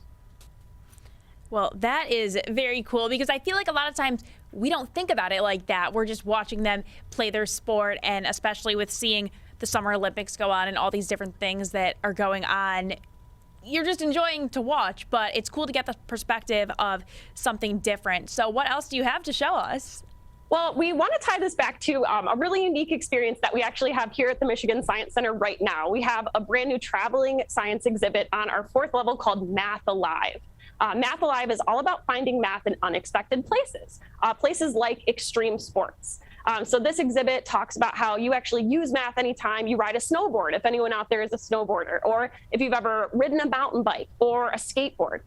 These athletes are doing math all the time. Now, I know when I was in school, my math teacher would tell us things like, one day you're going to need this because you're going to need to calculate the tip on your bill at the restaurant, or you'll need it to do your taxes, right? That at the time didn't really excite me as a child when I was learning math. It didn't really motivate me to want to pay attention and really invest my time in math. But these athletes are doing math all the time. Of course, they're not sitting with a pencil and paper, but they are utilizing real math and physics concepts. So if you get a chance to check the Michigan Science Center out the rest of this year, Math Alive is here through the end of the year, and it is included with general admission. I wanted to do one more demonstration today to talk about another physics concept that these athletes use. And this one is going to tie angular momentum to inertia. This is a pretty dangerous one, so definitely one that you should never try at home. But we are going to create a fire tornado to kind of keep on this spinning and rotating kind of forces of physics. So I have some pretty simple materials here. But since we are going to be working with fire, I'm going to go ahead and put on some safety equipment. I've got my lab coat on already. I'm putting on some safety goggles, and in a moment, I'm going to put on some gloves as soon as I turn off my virtual background here, so you can get a really, really good look at this fire tornado. Athletes that spin their bodies actually use this exact same force. So if you've been watching Simone Biles or perhaps Sunisa Lee, who just won the gold medal in gymnastics, they actually use a force called inertia in order to spin their body. And you'll notice when athletes spin, they do something kind of funny with their arms. They either move their arms in or out to control the speed that they spin at. So for this, I'm just going to go ahead and light a flame here inside my dish. And at first, we won't see any rotation, but I am going to add in this very fancy device, which is just a plastic wall that has some cuts in the side. This is going to allow air to enter our cylinder only from these two sides, which is going to start our flame in a spinning rotation as the heat from that flame causes it to rise. Now, just like in gymnastics, if we exert a change on this system, there will be a change in the speed of our flame. So I just added a roof to our flame here, and in a moment I'm going to add what I call the chimney. Instead of giving the flame a very large opening to travel through, just like when a figure skater or a gymnast pulls their arms in towards their body, I'm going to give the flame a smaller space to travel through, which is going to increase the speed at which our flame spins. So you can see it's happening right now inside our acrylic tube. As we gave it a narrower, smaller opening, the speed of the flame increased. Now, of course, for every action, there's an equal and opposite reaction. So if I go ahead and start deconstructing my fire tornado by taking off our chimney and then removing our roof, I am increasing the distance, just like when a figure skater or a gymnast puts out their arms. You'll notice the speed of my flame is starting to slow down. That flame is starting to get a little bit lower and slower. And of course, if I take away the walls, our rotation stops almost entirely. So these athletes, right, just like we're told in math class, the more they practice, the better they get at utilizing math and science concepts, the better they get at their sport, right? So your math teachers are correct. You are going to use math in real life, and you definitely do not need to choose between a career in science and math and a career in sports. You can definitely do both. So, Anna, what I'm wondering is, this is so fascinating, and I know you mentioned Simone Biles gymnastics. I spend a lot of time watching that because I just think it's so cool. And really, recently, I've spent so much time thinking, how do these people do these things with their bodies? How do they throw them around in the air like that? But what I'm wondering now, with you kind of explaining how that happens, why is it that not everyone can do that? Why are some people's bodies more able to do things like that and be gold medal Olympic gymnasts? You know, I think a lot of it comes down to, just like we said, practice, that these athletes have dedicated their lives from a really young age. You know, of course, there are going to be advantages based on maybe your muscle mass or your height in certain sports. But for the most part, these athletes have conditioned their bodies to be the best at what they do. They spend hours and hours in the gym every single day practicing, and that's what makes them excel at their sport. If they didn't do that, no matter how tall or how strong you might be, right, practice is what makes athletes perfect. And that's what causes them to rise to the top of their sport. So moving on a little bit to more about the Michigan Science Center itself, you mentioned a little bit a program, but I want to talk a little bit about some of the summer camps you guys have for kids, because those are still in session and kids are still able to register for them. So can you tell us about some of those programs that are offered? Absolutely. So we have 2 weeks left of Summer Spark Camp. I'm actually wearing my Summer Spark Camp t-shirt today. But we have 2 weeks left. Our campers have been very fortunate to be in the building because we're actually closed to the public right now, except for our summer campers who have been getting to check out all of our really awesome MySci experiences, including going up to that traveling exhibit, Math Alive, and getting to interact with all the different games and challenges and exhibits that we have upstairs. So camps run Monday through Friday. You can find more information about those on our website, and registration is still open for our final week of Spark Camp, which starts on August 16th. And what can campers expect? What does a typical day look like at the camp? Oh, it depends on the week. So every week we focus on a different science theme. Our last week of Summer Spark Camp is actually called Innovation Station, and we'll be focusing on the engineering design process. So starting at 9 a.m. on Monday, we are going to be creating engineering design challenges and invention challenges for these students to accomplish.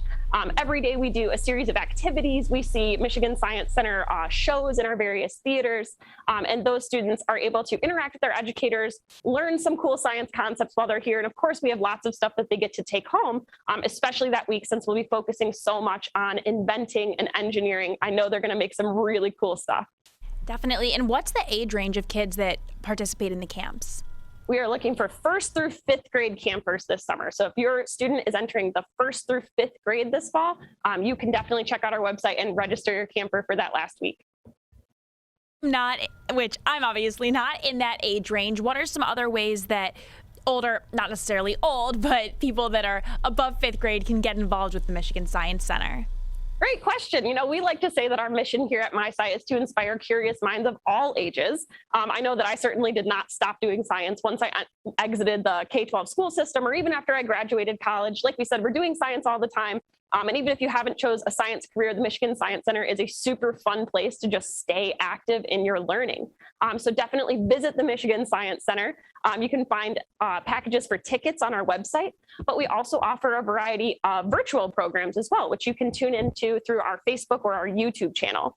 Every week we do a live science demonstration on our Facebook and YouTube channel on Wednesday. We talk about a different science concept or experiment or something that you could try at home. But we also use our social media channels to stream live interviews with career experts. So through our STEMinista project, our initiative to engage women in STEM, we interview women in STEM careers from all over the country. And our hopes is that we can just inspire the next generation of STEM minds, but also have people be able to ask questions of these experts, even if you are an adult. So you can still interact in the chat throughout those programs. You can ask questions if you've ever been curious, what is the day like in the life of a doctor? What is the day like in the day of an engineer? These women are here to share their life story and answer any of those questions. Weeks back, we were dealing with a lot of really bad weather and flooding, so that affected the Michigan Science Center a little bit. Can you tell us about the impact that had on you with the flooding, and if that's still an issue or if everything's back to normal? It did, yeah. Just like many of the cultural institutions right here in Midtown Detroit, we did experience some water damage during those pretty heavy rainstorms. So right now the building is closed because we are renovating. So when we do welcome guests back to the building in September, you are going to see basically a brand new science center on our lower levels. We're pretty excited, that we've taken kind of what was a negative situation, something that was pretty heartbreaking for those people who love the science center, including those people who work here like myself. And we're really turning it into a positive. So we're taking this time to rearrange our spaces, to think about the design of the spaces to make sure that they're the most functional for everyone who comes in to visit. So we're pretty excited that when everyone comes back, it's going to be new, fun, exciting, and we'll actually be reopening just in time for Smithsonian Day in September. And we just recently became a Smithsonian affiliate. So it's going to be a really special day for us for a lot of reasons. So Anna, tell me, what is your personal favorite event that the Michigan Science Center hosts all year?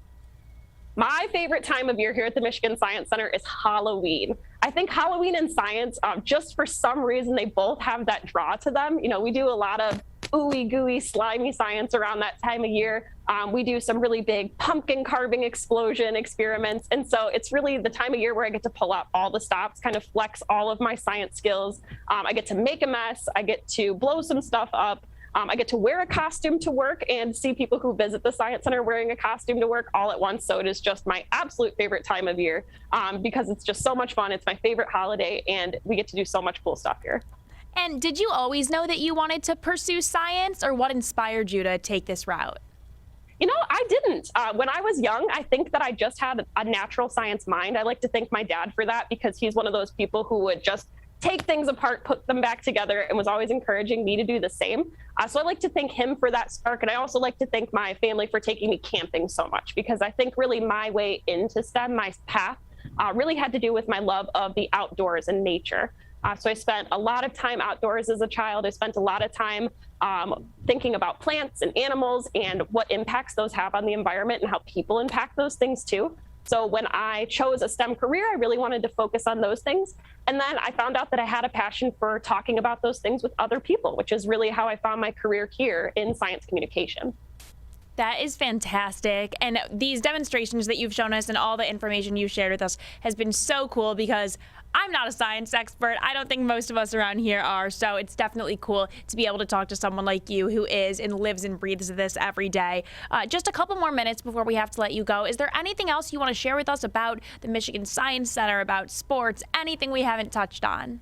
Yeah, we are continuing to post those science and of sports updates on our Facebook and our Instagram and even our Twitter.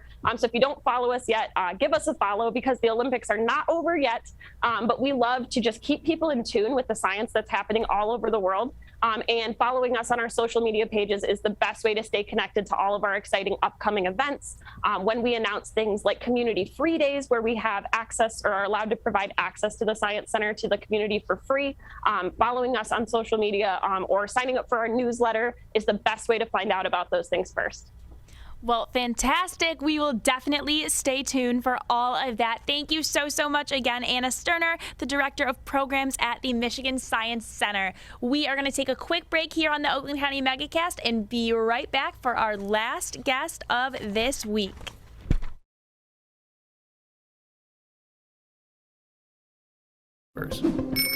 More vulnerable road users and higher speed traffic can be a dangerous combination. Crash severity has increased, so if you're driving, be sure to slow down and look for people.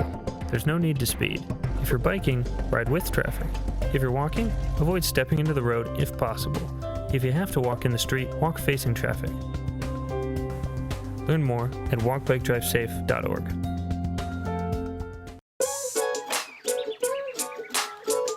One of the things you can look for in your friends is a change in behavior. These can be big changes, they can be small changes in mood, physical appearance. They may be sleeping less or sleeping more, drinking more, or their eating patterns may be different. One big change that can be pretty obvious is change in motivation. Do they no longer want to play basketball? Do they no longer want to play video games?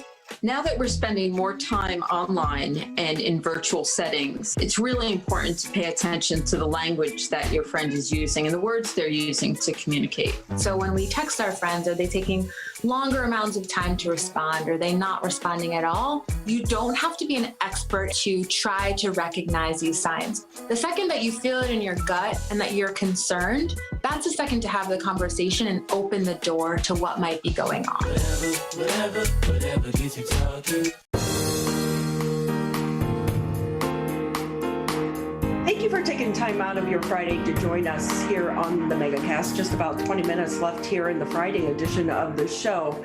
And we are so lucky to bring in our next guest. We have amazing heroes here in Metro Detroit, unsung heroes, and they are making such a huge difference in our neighborhood. And one of those people in Highland Park is Mama Shu. Great to have you with us, Mama. How are you? It's been a few years since I've talked to you. I know, Ronnie. Hi. I'm doing good, thank you. So good to see you. You too. You know, yes. I think about you so often because you are such an amazing person. And what I love about you is, like you say, I'm a citizen. I'm a citizen who cares. And you're changing Highland Park block by block. For those not familiar with Avalon Village, fill us in. So Avalon Village is located in Highland Park, Michigan. It is basically composed of one whole city block between Woodward and 2nd. And Avalon Village is used to be blighted, and we're basically transforming blight to beauty by just cleaning up the block and building wonderful things for the people. And we're building them with the green infrastructure. So basically, this whole block will be filled with just different things, home workhouse, basketball courts, and just things that, unfortunately, some of the things aren't in our city because of just different things that are happening. But we wanted to basically restore the block and just basically bring it back to some beautifulness for the people. So tell us more about the home workhouse. So the homework house, we're working on that right now. I've been working on it for about 4 years. They're actually out there building the handicap ramp. So I'm getting closer and closer to getting my certificate of occupancy. But the homework house is a space where children can come after school on Saturdays for Saturday classes, do their homework. They can eat a meal. If they need to take a shower because their gas or lights and stuff is cut off, we have 3 showers, handicap accessible. We have a studio. We also have a record studio in there where they can do music. And then we have a computer lab. So it's basically set up like a big old giant home. It used to be a big old 2-family flat that was on the demo list. And we converted it into something where the children can feel comfortable and basically be able to excel as urban scholars. That's the main thing. Get that homework done, be fed, whatever your conditions are, and be able to still not skip a beat when it comes to going to school and competing with other students and stuff and making them well-rounded. So that's what it is. It's just a big old house to just care for the children in any kind of way. And I know that this project was born out of grief for your son, Jacoby. Tell us about Jacoby. So Jacoby his birthday is August the 17th, as a matter of fact. He would have been 16 years old. But Jacoby is my ancestor boy. He got killed when he was 2 years, 1 month, and 6 days old. And he was hit by a hit and run driver here in Highland Park, actually. And so, you know, basically with that grief, you know, you got to have something to do. It was already in me to build and everything, but that right there just really made me just take the step to go ahead and just say, okay, I'm building a village. Let's just start and let's just get it going. And so it's been real healing to actually be able to work on this project and to be able to be productive and to, you know, keep my mind or whatever in the positive way and in a healthy way too, you know. So this has been a great thing for me, actually. When you look at the project, anyone who hasn't been out there, you have to go by, because I know you can always use donations, you can always use volunteers, but what's so amazing is you're making a huge difference. And some people will say there are obstacles, but how do you overcome the obstacles? Well, the thing about it is that the thing that I'm focused on to do my part in the community, to work on this block, just like you said, as a citizen, like, okay, I can do this. It was a big thing, but I'm like, okay, I'll just start to do this. And it's just like, you got to focus on it. You got to want it bad enough. So apparently I must want it bad enough. I love the work, and that's what keeps me going, and just the need of it. This needs to basically happen. And so just focus, stay focused, and just be consistent no matter what. It's helping a lot of children, and that's the main thing. You know, that's the main thing, to put children first and to build. So that's what kind of keeps me going, actually. Shemayan Harris with us here on the Megacast. She's well known as Mama Shu, founder and CEO for the Avalon Village in Detroit. And Mama Shu, my heart broke for you this past January when your other son, Chin, was murdered there in Highland Park. I remember when I interviewed him, he was so proud of you. He loved you, he raved about you, but his smile, how do you find the strength to go on and not give up? Man, so that right there was really, really something. And I remember that too. I said, Robin, Ronnie is coming, want to talk to me? I said, she did Chin's interview and he had on the hard hat and everything. And I love that. We used that as part of his funeral, when we did his funeral, part of his clippings. And so when we did like we did a video for the family and the community to see. But that right there, Ronnie, that's a hard one right there, because Chin was he was there. I have 4 children total. I got 2 girls left, and they live in Atlanta.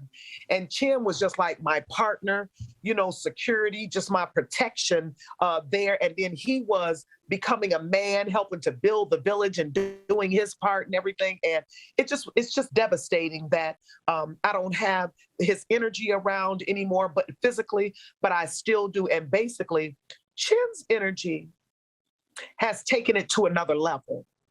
That's all it is. Just when Jacoby, I did what I did. Now it's like, boom, it's just gotten up another notch is what it is. And so it's really something to start all over with grief. You know, you get over like Jacoby would have been 16 years and you never heal from it, but it's like, man, and it's just like the reset button was started again, you know, like, okay, now I got to start all over with this, but it is, I'm still focused, and I understand that it's certain things that just happen. And if you want things bad enough, you just keep going. And it's all of this life stuff that do happen. And unfortunately, the boys or whatever, you know, is part of the journey to be able to get through and just to stay strong as much as I can and just to get through it. It's just staying focused. That's all. Understanding that it is those things that get in the way and that kind of puts you back a little bit. Well, you've turned your grief into a beautiful thing, and you're helping so many people. And it wasn't just, you know, talking with Chin that day, but some of the other young guys in the neighborhood and the influence that you have had on them. That's beautiful. Thank you. And we still, even after Chin died, his friends, you know, they're all 23, 24 years old, the ones that helped to work on the homework house, but the ones who are interested in the village and being around here. I made a space for Chin. We did and they actually helped, some of his friends actually helped with the volunteer Ted, he's always building stuff with wood and everything, but we built Chin a shrine, and it's like a gazebo, and they go sit there. But before Chin, right across the street from the homework house, there was some vacant lots that we have, the village has, and that was really a space, Ronnie, for Chin and other young men to come and just to hang out. They can sit there with their cars and everything, because I always was concerned about the boys, and I wanted them to stay out the way. You know what I'm saying? Stay out the way of some of the negative influences and the things that happen. And I'm like, okay, y'all can hang out over here. And they knew that it wasn't going to be no junk over there, because first of all, we wasn't going to have it. But they were very, very well behaved and just was productive and had their meetings and everything. But I always wanted to have a space for the young men. And right now, that's what it is like right now. The boys, they come, they take their time to secure, sit there with their cars. And when we have events, they're on point. And they're always just, they still hold Chin up very high. They loved him. Chin was like a prince to them, like, like the main man's. And it was just a great thing and stuff. So basically, with the strength of those young brothers and us showing them they're out there working right now and doing things, it's really good. It's like you lose one, but you gain like this big army of young men that are really, really just trying to stay focused and do the right thing also. Well, he definitely in his short life touched so many people and so many hearts. And with that, what's it been like for you on this journey? Because when you started it, did you anticipate that it was going to get the attention that it has? I mean, you've been on Ellen. Come on. Oh, it's so funny, Ronnie. I was talking to somebody about this yesterday on the porch. I was like, man, all I was doing was cleaning out this lot right next door and just making sure that, then I was like, okay, this whole block, we can do the whole thing. It's just so, no, Ronnie, I didn't know. And I am still kind of amazed, like, wow, every time something happened, I'm like, wow, okay. And then I just basically, I'm just embracing it and I've submitted to it, like, okay, this is what it is. And I think it's a cool thing. It is so cool. And we should point out, though, you started this years before Ellen and all the attention came along. This is a project out of your heart. And, making your neighborhood safer and better for so many people. But how did you come about trying to get funding and the thought and the idea of making everything green? So the funding, first of all, it wasn't no funding. Okay. I sold fish sandwiches for $5 to even buy like pieces of the land to make sure that my programming went for the hood camps and different things that we do. So that's how that started. And basically I use my check because I worked 27 years with the school system. So I would use my check and maybe an income tax check would come through. So that's how I did things. And then basically beg for money like, hey, my friends, can y'all help me with this and help me with that? So that's how that got started. And so as far as the green part, I figured that we were in Highland Park. I figured out ways that I knew that we had to save money. I wanted to make sure that things were healthy, that would like save the earth type stuff. And so I had wonderful people around me that can actually do those kind of things and help me with those. So I wanted to use recycled shipping containers. I wanted to use geothermal heating and cooling, which that's what's in the homework house. We have solar panels on the homework house as well. The Goddess Marketplace, which is an economic initiative for women entrepreneurs, that we have solar and we have lights in there, but that was a shipping container that we had remodeled for women entrepreneurs. So I knew that, and then it was cheaper to do it that way to me. Because like, I'm just saying, like, for instance, like there's no gas or whatever in the homework house. Well, I couldn't afford that. I was thinking of ways that would be more economical, but would be safe for the environment as well. So operating a store in a shipping container is definitely way more cheaper than getting, a storefront or something like that. So just bring the structure to you and then, just buy it, and then there's no overhead. So I started thinking of ways that we can save money because it wasn't a lot of money, whatever, even to deal with. So you started with the lot next door. Where are you today? So I started with the lot next door. So I am at, we practically own the whole block, 42 properties. Wow. So I know, I've been nibbling and nibbling and nibbling and nibbling. You know, it's 4 here, 2 there, this and that. And yeah, it's at 42 right now. So with that, Mom Shu, can I ask you, because one thing I see so many times, people stop getting involved and they stopped caring. How do you carry that passion and carry it for so many years to actually see change? So it's because, Ronnie, I saw the whole thing. I already see the whole village being complete. I'm excited about getting to that end or to that space. Was like, wow, okay, here it is, to be able to just add on to it. And so it just was so exciting seeing all the colors and everything. And I mean, I literally saw the whole block functioning and everything. I saw it. It was just like a dream. And I'm like, okay, so I just started to work backwards. So it had to be cleaned up first. And that was a whole bunch of years to do that. And then the other things started to happen finally, you know, just little things at a time start to happen. But yeah, it's just sticking to it. It's been challenges and everything, but it's worth it to me. It's worth it. And I feel that I deserve, and we deserve, a good space to live in, a beautiful space to live in. We deserve eclectic shops, a basketball court, you know, just things like that, a library, you know, stuff like that. So it is. So what is your end goal? Do you have one, or do you just keep going? I do have an end goal as it relates to this project. So there's 4 blocks of Avalon Street.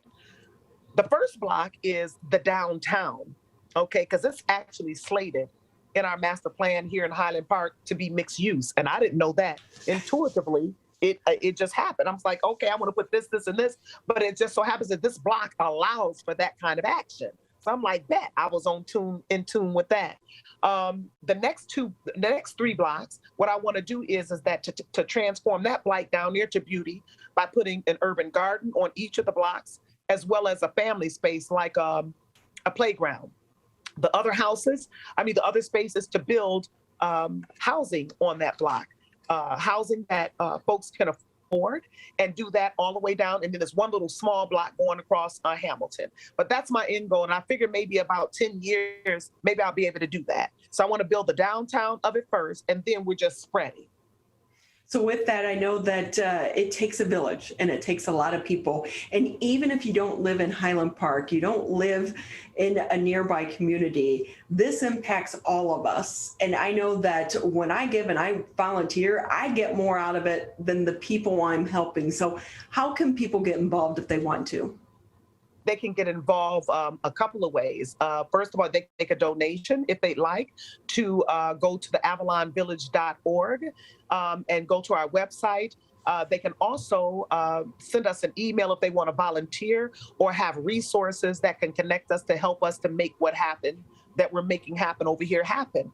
And they can send an email and just basically, hey, I can do this, that, and the other. Volunteers, we're always welcoming volunteers to come do planting trees, cleaning up lots and different things like that, or to volunteer to be a tutor or maybe connect us with a tutoring company or something like that, something that will help in the homework house. And then we also have a wish list on the site too as well. So if they don't want to make a monetary donation, they can always go to the wish list and they can get a hold of that on the avalonvillage.org as well. We are on Twitter and Instagram, as well as Facebook too. They can keep up with all of our events and then attend some of the events. We have free concerts that happen all the time, all of that, yeah. And one of the things that I know that we'll be reaching out for is STEM lab materials. The STEM lab is almost finished. I got a grant to do that. They're over there working on that right now as well, putting the panels in because it's off the grid as well. And so we'll be putting a call out for STEM stuff, you know, computers and things like that to go in there for the kids. We need to hook you up with Google. Yes. I'm going to try to work on that because I know some people that work over there. Mama Shu, this is my last interview on the show, and I have to say that it's such a pleasure to have you. I so miss you. And know that I send you, my thoughts and prayers on the passing of Chen. I was so upset, and I know you were. I told Robin today. I said that Ronnie. I said she is the, and I felt that too. I said Ronnie. It just brings tears because you gave that boy an interview. He was just so proud. He was so proud. He had on his hard hat. Man, I'll never forget that. But I knew that you were going to be touched, and I told Robin that too. I was like, Ronnie is going to feel some kind of way, and I knew that you would. But thank you for your support.